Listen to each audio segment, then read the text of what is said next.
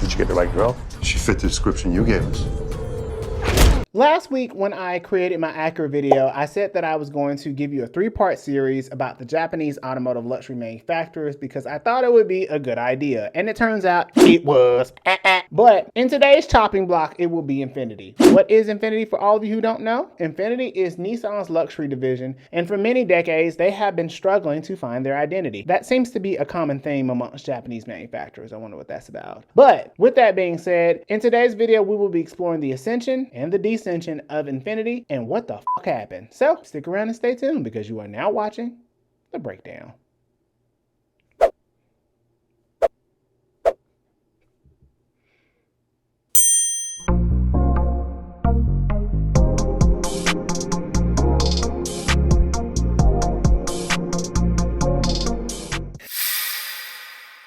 If you haven't already, please consider liking and subscribing to the channel. It always means a lot to me and the YouTube algorithm. Before we get started, the best thing to understand is that Infiniti, I love you, but no. For all of you who don't know what Infiniti is, it is Nissan's luxury division, and they initially conceived themselves as a result of basically trying to acquire the luxury market. If you don't know anything about Japanese luxury manufacturers, they weren't always a thing, and they actually are a birth of 2 different issues. One of them being the import politics that were going on back in the 80s, and also as a result of the prosperity era of the 80s due to yours truly, Ronald Reagan.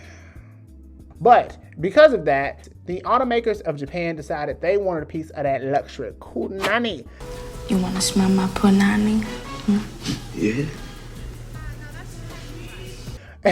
With that being said, they really tried to focus themselves into getting a piece of the pie. And so the first one to come out, of course, was Acura back in 1986. The second one to come out was Lexus back in 1989. And shortly thereafter, in that same year, it would be Infiniti. Now, Infiniti was conceived in 87, and eventually they would work their way out to 51 dealerships across the United States in 1989. They debuted with 2 very different models, which was the Q45 and the M30. The Q45 was supposed to be their flagship model that was intended to compete with the Lexus LS as well as the Acura Legend. The Q45 came with a 4.5 liter V8, and that Q is supposed to be a designation of the size of the vehicle, and the numbers are supposed to be the size of the engine at which it was. Q45 would be Q4.5, which means the largest flagship with the largest engine. And so the 4.5 liter engine had a total of 278 horsepower and 292 pound-feet of torque going to the rear wheels with a 4-speed automatic transmission. The Q45 was supposed to be the competitor to the Lexus LS, but it was given very much she by Sheree. It was never quite the Gucci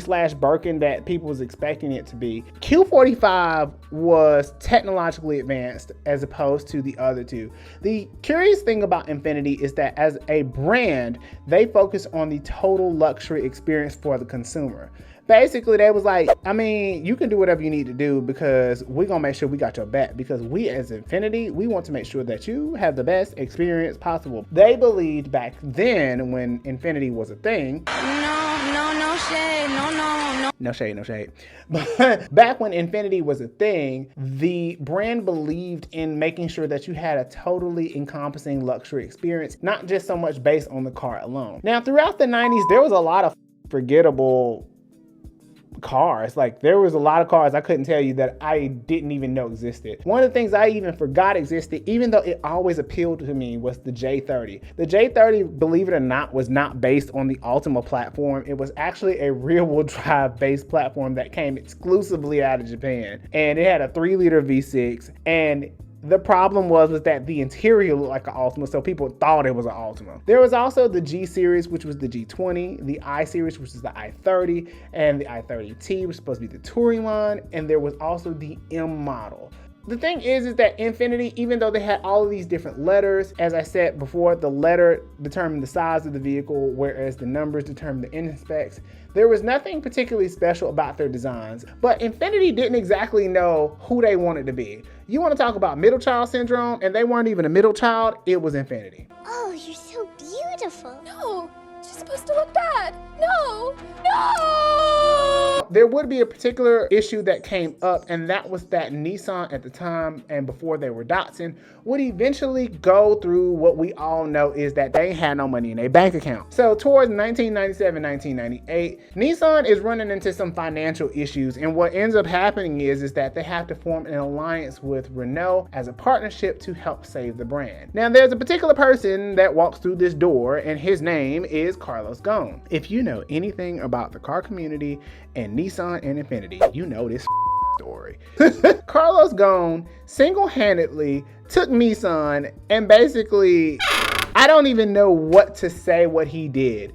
He did a lot. The story behind Carlos Ghosn is so interesting. It literally has documentaries going over what happened. But Carlos Ghosn single-handedly changed Nissan forever. The Nissan-Renault merger is what essentially led to his introduction and he becoming the face of Nissan. During that time, as he was the face of Nissan, a lot of things were changing. And one of the things that really changed was that he wanted to put more money into the Infiniti brand as more and more people were focused on luxury vehicles, which is very interesting because a lot of them, especially during the 2001 to 2002 era, were just boring as hell. I don't know, something about that 96 to 2002 era, I don't really like ugh. But Carlos Ghosn really wanted to make sure that Infiniti became a thing. Now, I'm not giving him all the credit, but this next vehicle I'm about to tell y'all about is the one that really changed Infiniti forever in the best way possible. And that, my friends, is the G35. They're the cars we were promised. The land-based rocket ships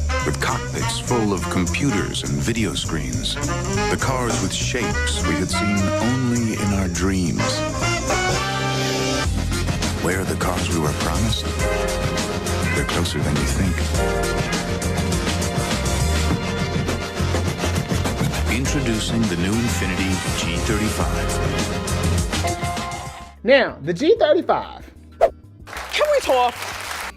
The G35 was a marvel for what it was. The G35 came with a 3.5 liter V6, naturally aspirated, and if you got the sedan, 260 horsepower. If you got the coupe, 280, and there were some performance specs. The coupe came with Brembo brakes, but the sedan came with a 50-50 weight distribution, and it was damn near perfectly balanced. And this vehicle is the one that had BMW Shook, baby. BMW was so unaware about this vehicle because it took so many customers from the benchmark of the 3 Series, especially during the 2002-2003 with the E46. They took all the customers and BMW didn't know what to do. And wait till a year later because the Acura TL would do the same thing. It just kept getting slapped. And so all I'm saying is that Infiniti had them shook. The G35 was a marvel of a vehicle and it was super, super special. It could be seen everywhere. And this was the perfect blend between performance and luxury. Now, granted, the coupe had some issues. One of the things that a lot of people complained about was that their back was hurting. Especially after a long ride. But the G35 overall, in terms of performance, was perfect and it was perfectly priced. Now, the other thing about the G35 that I forgot to mention is that this was based on the FM platform, which is essentially the same platform that the 370Z was based off of. And if you've ever heard a G35 open up, just the way that the pipes open up, oh my God, it sucks.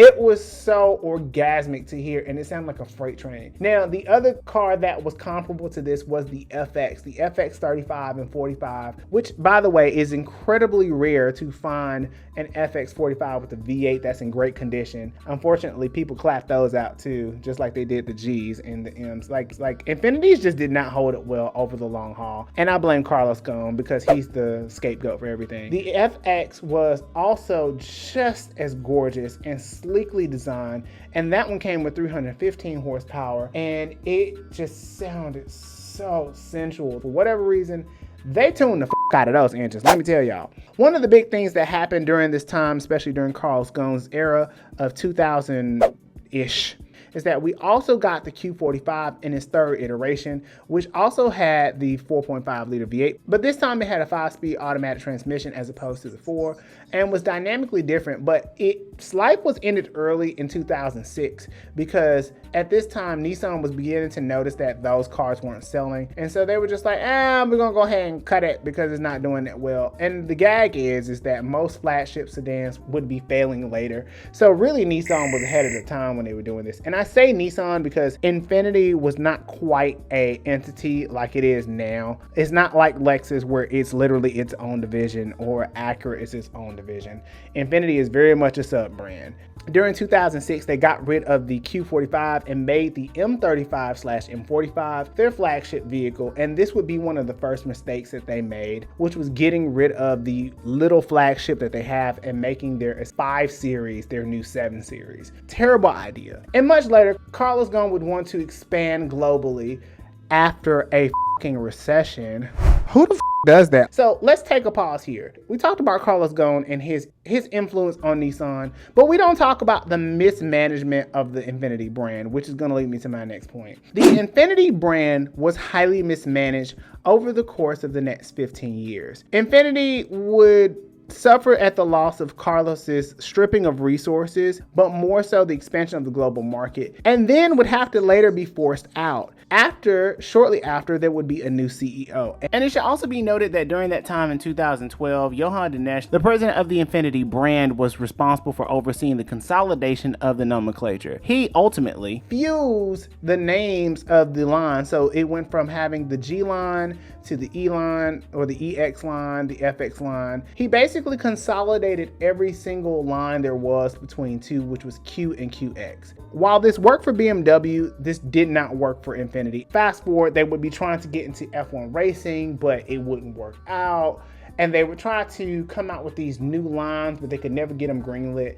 What ended up happening was the mismanagement of the brand ultimately led to the demise, because as the brands continue to grow and get long in the tooth, the CEOs of each of these individual brands forget that these brands are supposed to continually grow and innovate because they're so hyper focused on profit. The consolidation of nomenclature, as I've said in the Acura video, is extremely important. When people know what your car is and what it does based on its name, then they're more likely to buy it, as opposed to you shifting an entire lineup and it confusing people. That confusion costs companies hundreds of millions of dollars, and nobody really takes it into consideration. Doug DeMille has talked about this in a few videos, as well as Kurt Kriefels has also talked about this. So if you want to go check those videos out, I'll leave them in the link description below so you can go check them out. Overall, the mismanagement and the misconsolidation and the misidentity of Infiniti is why it looks like it looks today. And the future of Infiniti is honestly unknown. We don't know what's going to happen, but I can tell you this much. If Infiniti cares, they will fix the brand. It won't take a lot of money as much as it is going to take them to invest in research and development and actually care what consumers are buying.